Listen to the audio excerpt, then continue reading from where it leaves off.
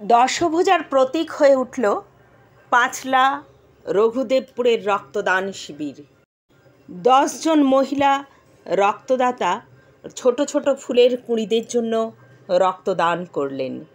বাধা পেরিয়ে সফল হলো এদিনের রক্তদান শিবির। এই শিবিরে রক্তদান করলেন 34 জন। রক্তদান শিবিরের উদ্বোধন করলেন উলুবেড়িয়া মহকুমা শাসক মানস কুমার মণ্ডল।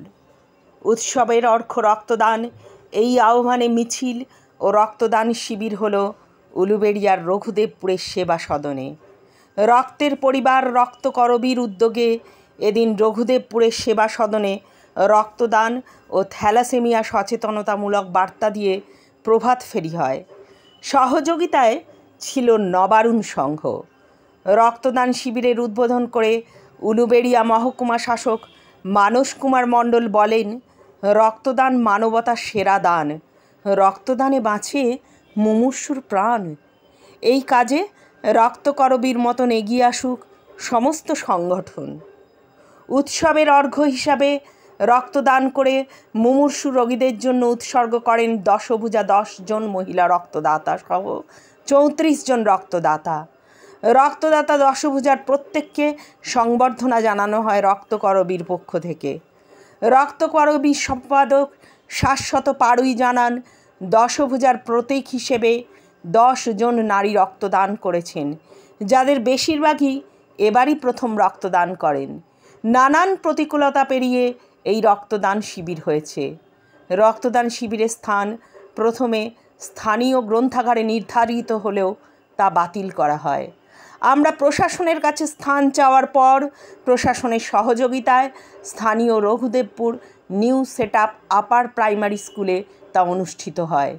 এ থেকেই প্রমাণ হলো উদ্যম ও প্রচেষ্টা ঠিক হলে কোনো ভালো উদ্যোগকে রোখার ক্ষমতা কারোর নেই। রক্তদান শিবিরে যারা রক্ত দিয়েছেন বা রক্তদান করতে এসেও শারীরিক কারণে রক্তদান করতে পারলেন না, তাদের সকলকেই অভিনন্দন।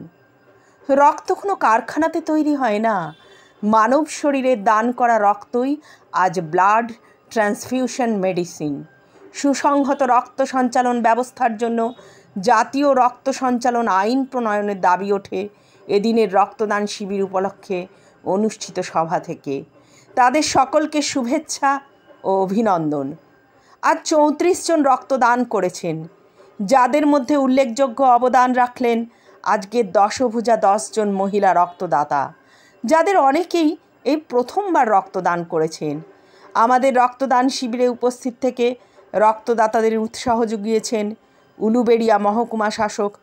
এদিনের শিবিরে রক্তদাতাদের উৎসাহ দিতে উপস্থিত ছিলেন মহকুমা শাসক মানস কুমার মণ্ডল, রক্তকরবীর সম্পাদক শাশ্বত পাড়ুই, শিক্ষাবিদ অনিল কুমার শর্মা এবং সমাজকর্মী দেবব্রত শর্মা প্রমুখ।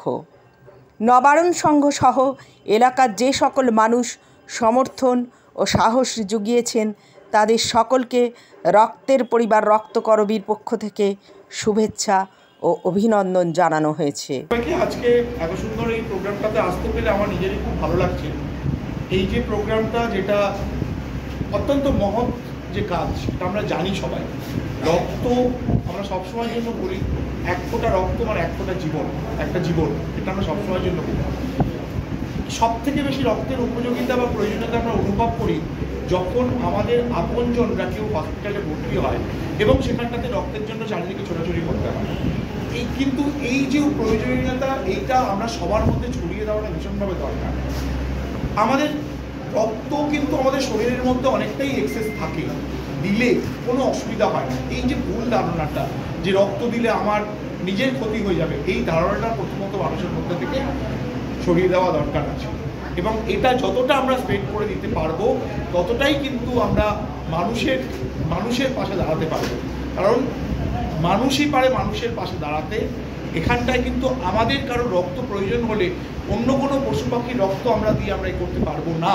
এখানে মানুষের পাশে মানুষকেই দাঁড়াতে হবে। এবং সবথেকে ভালো উপায়, মানুষের পাশে মানুষের দাঁড়ানোর উপায় হচ্ছে রক্তদান। সবার কাছে অনুরোধ, আমরা এই যে মহান যে কাজ, সেটাতে আমরা ব্রতী হই। কারণ অনেকেই আছেন যারা দিতে পারবেন না, কিন্তু যারা সুস্থ, যারা দিতে পারবেন, তারা যদি এ কাজে এগিয়ে আসেন তাহলে কিন্তু টোটাল সমগ্র মনুষ্য সমাজের উপকার হবে। সেই কাজে সবাই আজকে এখানে দেখছি আমাদের অনেক মহিলারাও এখানে যোগদান করেছেন, এটা খুবই ভালো একটা কারণ বাড়ির হোম মিনিস্টার তারা, এবং সেখানটাতে তাদেরকে যদি আমরা এখানটাতে যখন পাচ্ছি, মানে এটা আমরা বুঝতে হবে যে আমরা কিন্তু অনেকটাই আমাদের যে মেসেজ সেগুলো সব জায়গাতে ছড়াতে পেরেছি, এবং তারাও যে সেই শৃঙ্খলটা থেকে এগিয়ে আসতে পেরেছেন তার জন্য তাদেরকেও আমার ভীষণভাবে আমি অভিনন্দন জানাই।